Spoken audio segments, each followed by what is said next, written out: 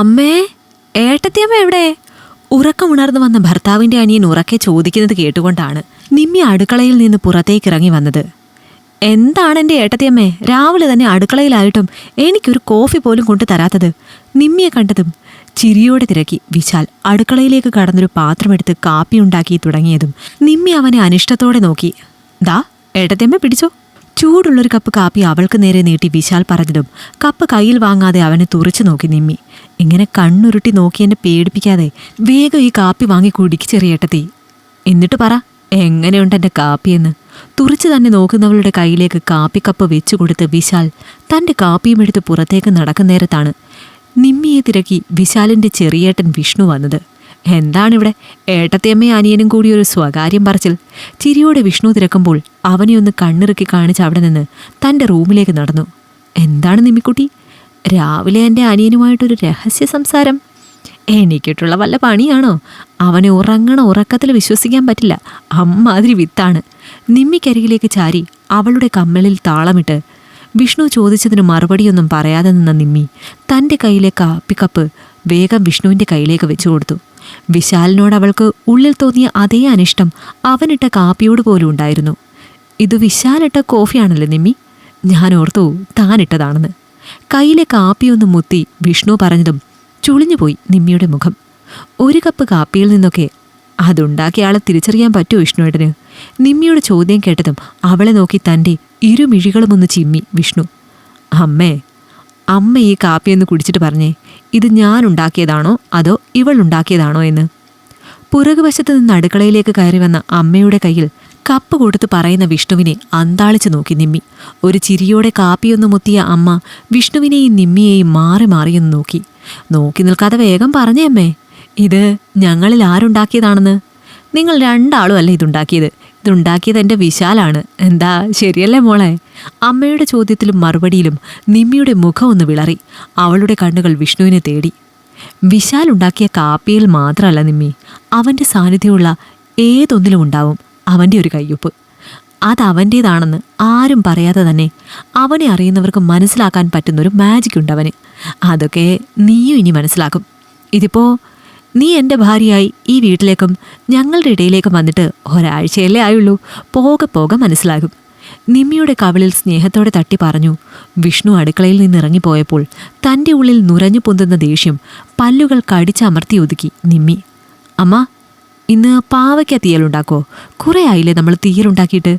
ഉച്ചയ്ക്ക് കഴിക്കാനുള്ള ഭക്ഷണം നിമ്മിയും അമ്മയും ഉണ്ടാക്കിക്കൊണ്ടിരിക്കുന്നതിനിടയിലേക്ക് വന്ന് വിശാൽ പറഞ്ഞു. കേട്ടവനെ നോക്കി നിമ്മി. ഏട്ടത്തിയമ്മയ്ക്ക് ഇഷ്ടമാണോ പാവയ്ക്ക തീയൽ? ഇവിടെ അത് എനിക്ക് മാത്രമേ ഇഷ്ടമുള്ളൂ. ഒരാളും കൂടി കൂട്ടിനുണ്ടെങ്കിൽ ഞാൻ പൊളിക്കും. പറ, ഇഷ്ടമാണോ? നിമ്മിയോട് വിശാൽ ചോദിക്കുമ്പോൾ നിമ്മിയുടെ നോട്ടം ചെയ്തുകൊണ്ടിരുന്ന ജോലി മാറ്റിവെച്ച് വിശാലിനായി തീയൽ ഉണ്ടാക്കാനൊരുക്കുന്ന അമ്മയിലാണ്.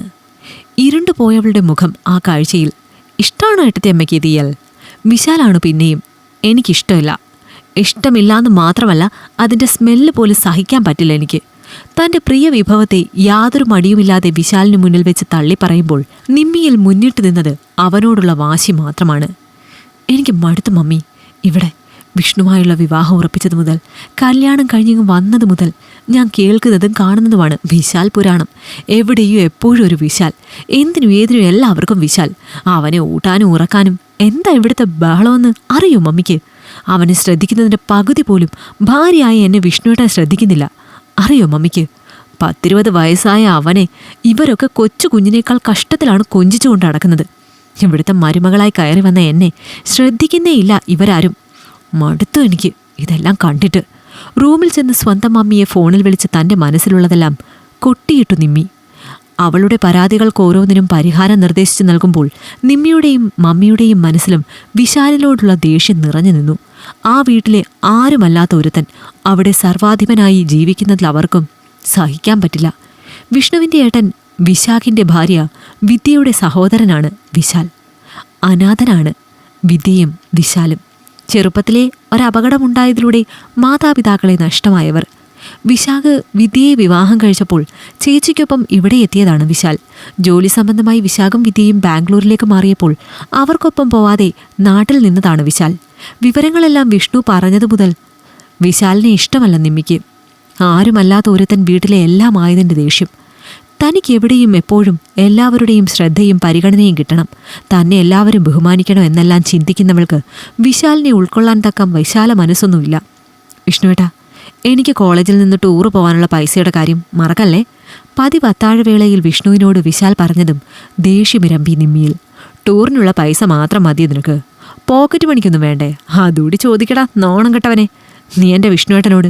കഴിക്കാനായി കയ്യിലെടുത്ത ചോറ് തിരികെ പാത്രത്തിലേക്ക് തന്നെ കുടഞ്ഞിട്ട് വിശാലിന് നേരെ ചെന്ന് നിമ്മിയെങ്കിൽ അവളുടെ ചോദ്യത്തിലും ദേഷ്യത്തിലും പകച്ചുപോയി വിശാലിൻ്റെ കണ്ണ് നിറഞ്ഞു.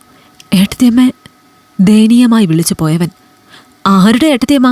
നിന്റെ ചേച്ചി കണ്ണും കലാശവും കാട്ടി വിശാഖേട്ടനെ കെട്ടി ഈ വീട്ടിലെ മരുമകളായതിൻ്റെ അരിക പറ്റി ഇവിടെ പറ്റി കയറിയവനല്ലേ നീ? സ്വന്തമായിട്ട് 5 പൈസ ഇല്ലെങ്കിലും അഹങ്കാരം കാണിച്ച് തിന്ന് മുടിപ്പിക്കാൻ ഇവിടെ താമസിക്കുവാണ്. നാണം കെട്ടവൻ. നാണം ഉണ്ടോടാ നിനക്ക് ഇങ്ങനെ ഇരുന്ന് ജീവിക്കാൻ? അതിരുകൾ ലംഘിച്ച് നിമ്മിയുടെ ശബ്ദം അവിടെ ഉയർന്നതും വിഷ്ണുവിൻ്റെ കൈ നിമ്മിയുടെ മുഖമടച്ച് വീണിരുന്നു. ഇപ്പോൾ ഈ നിമിഷം ഇറങ്ങണേ നീ ഇവിടെ നിന്ന്. ഇത്രമാത്രം വിഷ ഉള്ളിലുള്ളവളാണ് നീയെന്ന് ഞാൻ അറിയാൻ വൈകി. ഇപ്പോഴിറങ്ങണം നീ. നിമ്മിയോട് പറയുമ്പോൾ ദേഷ്യത്തിൽ വിറച്ചു വിഷ്ണു.